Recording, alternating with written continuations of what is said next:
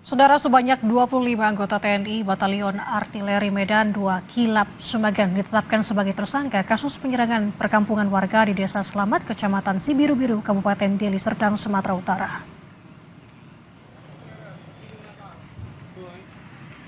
Sebelumnya, Saudara, Pomdam 1 Bukit Barisan telah memeriksa lebih dari 50 anggota TNI yang terindikasi dan ditetapkan tersangka sebanyak 25 orang.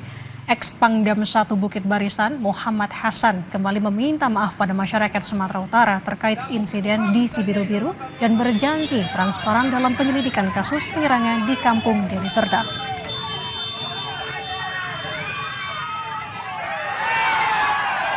Yang kita periksa itu lebih dari 50, tapi yang sudah terindikasi, jadi ya mohon maaf, memang ini prosesnya agak lama, karena kan kita memilah-milahkan, memisah-misahkan, karena kita tidak boleh salah dalam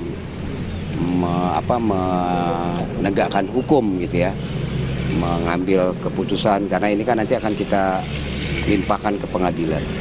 Ya, jadi sekali lagi terkait ini juga untuk kesekian kalinya saya menyampaikan permohonan maaf kepada seluruh masyarakat Sumatera Utara atas kejadian-kejadian ini dan kejadian-kejadian lain.